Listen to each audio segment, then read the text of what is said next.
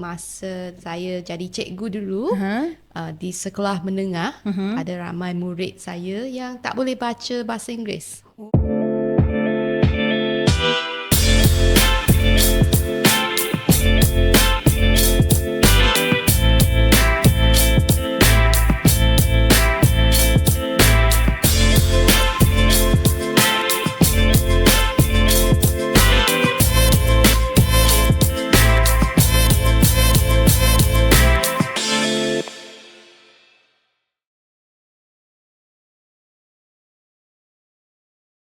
Assalamualaikum dan salam sejahtera.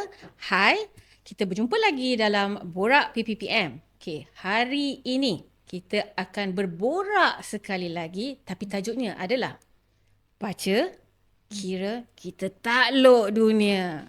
Right. So, hari ini DMU ada PPPM kita hari ini. Kita jemput 3 orang panel. Panel kita yang pertama, paling hujung sana, paling comel. Boleh Puan kenalkan diri anda? Boleh. Nama saya Teh Suyen, boleh panggil saya Suyen. Alright, Suyen. Saya pengasas bersama satu NGO yang bernama My Readers, Alright. ataupun nama penuh Persatuan Literasi Anak Malaysia. Berpusat di Kuala Lumpur ke macam mana? Pusat di Kuala Lumpur. Aha. Ditubuhkan sebab masa saya jadi cikgu dulu di sekolah menengah, ada ramai murid saya yang tak boleh baca bahasa Inggeris. Oh, itu antara tempat sebab memotivasikan Puan gerak seorang ke? Ada tim ke macam mana? Kita ada 4 orang pengasas bersama untuk buat pilot lah di sekolah, sendiri. Alright, nice. Okay, kita kenalkan juga panel kita yang kedua. Siapa ni? Cuba kenalkan diri anda.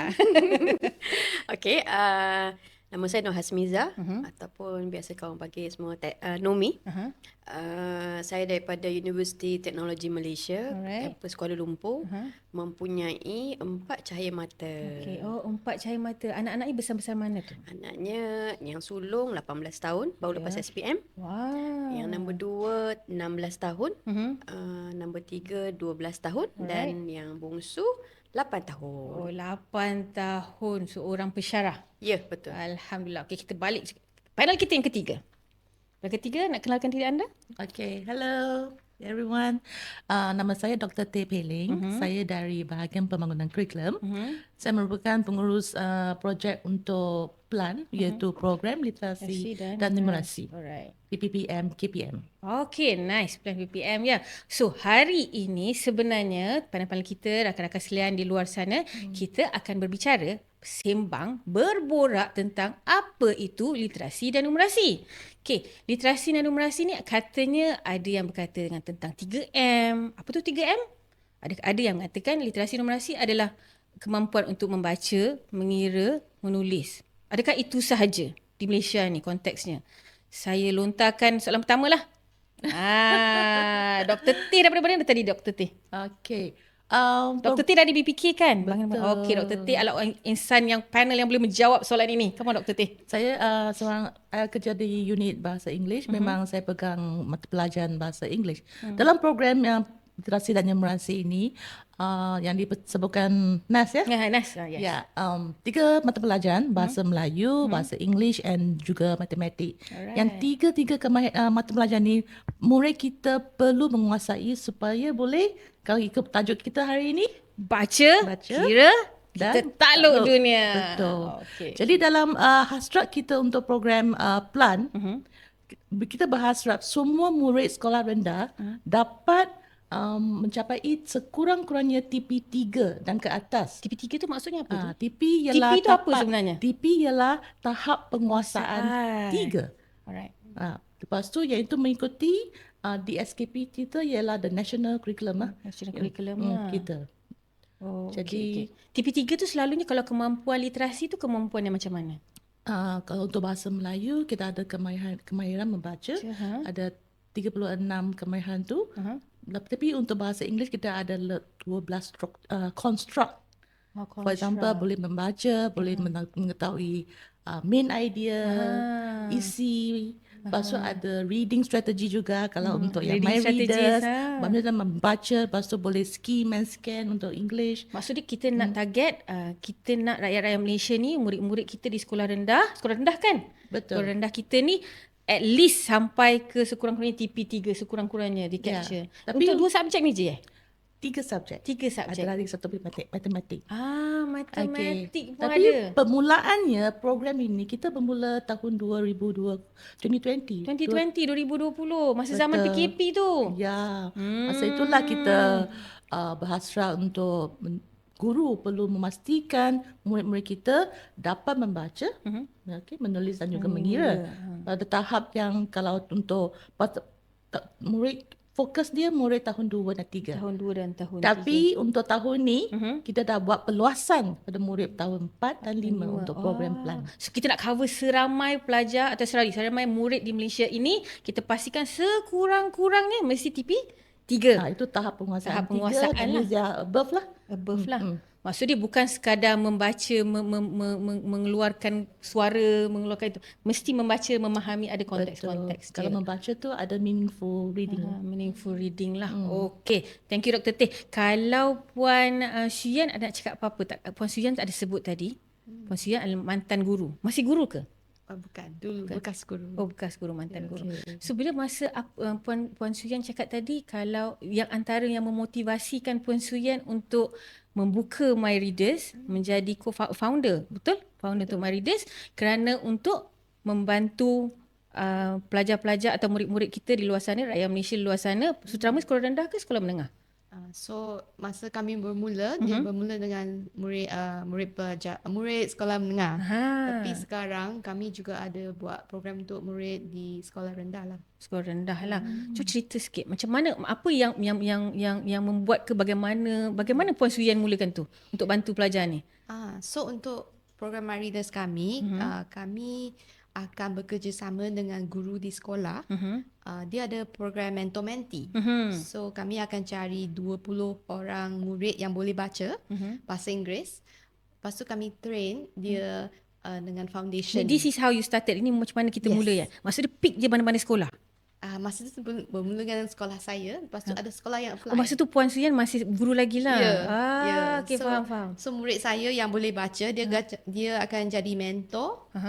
Dia baca dengan murid yang tidak boleh baca masa tu. One to one. Baca tu minta tak definisi. Ada orang yang kata membaca tu mengeluarkan bunyi. Membaca itu ada istilahnya membatang, macam ba, ma, ta, ca. Apa maksud membaca sebenarnya pada definisi Puan Shu Yan? Untuk definisi saya, sebab kami buat program untuk ibu bapa pun ada. Involvement of ibu bapa. Kami akan bermula dari kesedaran fonemik. Fonemik, correct. Maksud dia boleh dengar bunyi apa yang dituturkan. Contoh, saya, dia bermula dengan bunyi itu kami mula dengan sana, bunyi. Sebab pelajar ataupun anak-anak kecil, macam anak saya, dia umur 3 tahun, dia boleh membaca masa dia umur 2 tahun. Sebab dia ada banyak mendengar bunyi di sekelilingnya. Lepas tu, selepas dia sudah tahu bunyi, kami akan ajar bunyi huruf. Kalau bahasa Inggeris, phonics. Kalau bahasa Melayu, dia ada cara dia sendiri juga. Tapi ada bunyi dia. Contoh buku, bu, bu. Dia ada bunyi dia lah. Lepas tu kami blend sekali. Maksudnya personal coaching ke ataupun group ke macam mana? Personal, sebab dia one to one. Sebab anak-anak ini ataupun murid yang sudah, dia ada banyak tahun yang tak boleh baca dah. Contoh, pelajar saya dia umur 15 tahun. Aras membaca dia kindergarten. Maksud dia mengenal huruf ke ataupun dia tahu macam ABC, dia tak boleh baca. So dia kenal huruf tetapi tidak boleh mengeluarkan bunyi pun tidak. Betul. So dia perlu one to one lah supaya dia dapat dengar, dia tahu bunyi huruf. Lepas tu kita ajar dia macam blend together, atau bahasa Melayu dia membatang kan. Bahasa membatang, yes. Lepas tu baru dia ada kelancaran, fluency. Lepas tu baru kami ajar comprehension. Maksudnya dekat sekolah dulu kita buat Ya. So kami bermula dengan sekolah menengah. Lepas tu sekolah menengah dulu. sekolah menengah sebab kami guru sekolah menengah. Sekolah menengah tu form 1 tingkatan 1 ke tingkatan 4 5 ni? Peralihan dari peralihan kepada tingkatan 5 pun ada Ya, ramai tingkatan student. 5 pun ada. Ini tahun kira-kira 2014. 2014, Masya Yes. Allah. Tu 2014 di lokasinya di sekitar Kuala Lumpur ke atau di perkampungan area? Sekolah saya di Ampang, Di Ampang, tapi sekolah co-founder saya di Kedah. di Kedah, So, perkampungan, kampung. Perkampungan. Kampung. Ya. So adalah di urban dengan rural pun ada. Ada. Tapi sekarang kami juga buat di PPR, Projek Perumahan Kos Rendah. Ada volunteer yang datang mengajar. One to one juga. Really? Ya. Selected student, pelajar terpilih, murid Ya. terpilih. Murid terpilih, dia akan setiap hari Sabtu dia ada kelas, ada volunteer lah. Volunteer dia ada university student, ada Oh, working volunteers. Ni professional. semua adalah NGOs volunteers. Yes. Oh, that's good. Ya, That's good. ada juga macam guru yang sudah retire pun ada. Tapi kita kalau jadi guru kan, kita tengok anak-anak murid kita tak boleh membaca, mengeluarkan bunyi ke, is frustrating kan. What more macam Puan Suyan dekat form 5 kan? Form 4, form 5 sekolah menengah. Itu perspektif guru. Kalau perspektif ibu bapa pula macam mana Dr. Nomi? Kalau tak tahu. Ada tak anak, okay, dalam berapa anak tadi 4 children. I got 4 kids. Okay, 4 children. 4 anak tu, dari 4 tu yang SPM mantap. Alhamdulillah. Alhamdulillah. Yang paling kecil umurnya berapa? 8 tahun. 8 tahun. Dalam 4 anak cahaya mata ni, ada tak yang mempunyai masalah? Ni kalau kita tadi Puan Suyan literasi kan, kita nak tanya Puan numeracy lah pula. Okay, Macam mana numeracy. ni? Ada tak antara 4 ni yang bermasalah numeracy? Bukanlah masalah, struggle Ada dekat isu numeracy. sikit lah ya. Okey, anak kedua saya, dia lahir dengan lip and palate cleft. Lip and palate cleft. Okey, Lahir. maksudnya ada sumbing lelangit dan juga bibir. Okey. Jadi bila anak yang ada lip and palate cleft ni, mereka punya rawatan tu daripada kecil seawal 3 bulan. Rawatan tu maksudnya surgery. Okay. So 3 bulan, 7 bulan and then ENT continuously sampailah hari ini she is 16. Last 2 weeks baru one more surgery on throat. So bila cerita pasal mengemang lah memang GA semua kan. So bila dia dilahirkan dalam keadaan sebegitu, kalau ikut doktor lah dia cerita, these kids they could become very shy ataupun they could be attention seeker. Okay. So not reserve kind of person. Attention seeker memang you know always getting attention kan. Shy tu memang dia malu lah kan. So anak saya yang malu tu. So conscious. Kan. Jadi bila dah conscious tu malu, nak jadi cerita in term of maths tu macam kurang sikit lah. Macam kurang sikit lah kan. So I have to do a lot of things. Macam mana when do you identify, bila notice yang sebagai ibu anak saya yang kedua ni dah ada masalah sikit, shyness, you know, that kind of things, yang dia struggle dekat numerasi in maths ni lah kan. in maths. Bila dia dah masuk je 1, bila dia dah start exam, kita nampak result lah. That one is actually bukti yang betul-betul atas kertas lah kan. Tapi sebelum tu daripada Dekat kecil, kindergarten tu kan? kindergarten tu macam okay je. Because it involve exam, dia dah ada nervous kan. So you know numbers are there, so you boleh nampak lah. Tapi bukanlah kata terus-terus saya ni macam terus emo ke. Tak adalah nak emo kan. Relax lah kan. Apa nama relax kan. I mean when we see issues, we have to do something. We have to do something. We here it means suami dan isteri lah. Kan tak boleh maknya saja, tak boleh. It takes a team. Ini tidak adil. Kan. It takes a team. So dan anak saya tadi kan saya cerita dia pemalu kan. Dia kata pemalu tu dan juga emo. Dia senang marah. Jadi kita kena pujuk. Kita tak boleh marah dia. Tak boleh jadi typical Asian parent yang garang-garang. Cannot. Okay. So kena relax. Kalau kita nak ajar dia maths ke apa benda tu, kita kena buat benda yang dia suka.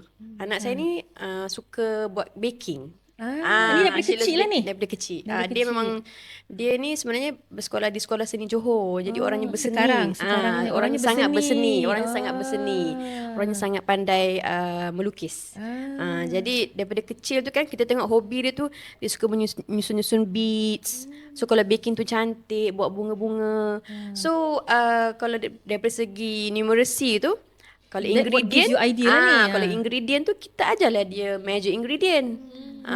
Kan janganlah macam you betul-betul macam ambil buku latihan matematik buat sekarang.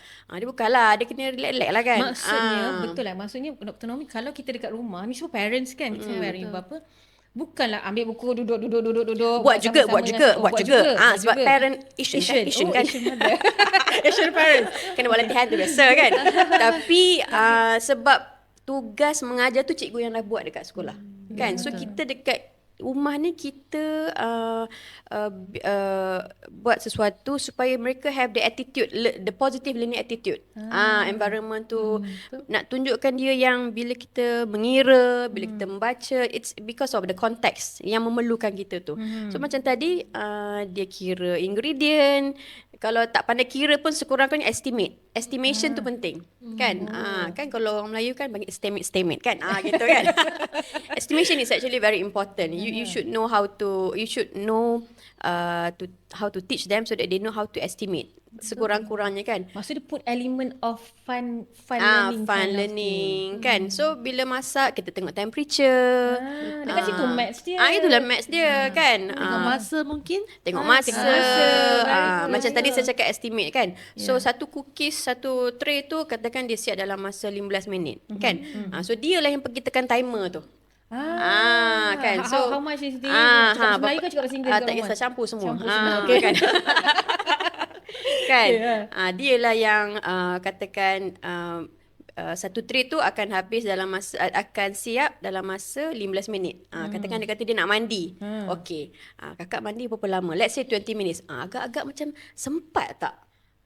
You nak mandi You memang inculcate thinking punya tu tu dekat rumah. kan. Kalau 20 minutes mandi, kita tak marah kalau dia nak mandi, mandilah. Tapi kalau mandilah it take you 20 minutes. You punya baking dalam 15 minutes. Agak-agak macam okey ke? You know, you ask that kind of question. So dia macam nanti burn. So kan? that means satu adaptation of to real life. Berarti kat sekolah mungkin nak mengajar masa. Mungkin nak mengajar angka 20 ke 30 betul. tu. At the same time, this is where kita apply to real life. Baru ingat kan? Okay, rakan-rakan sekalian, pandai-pandai sekalian, kita take a break sekejap. Keringkan tekak, basahkan tekak. Kita berjumpa lagi sebentar ini. PPPM milik kita bersama.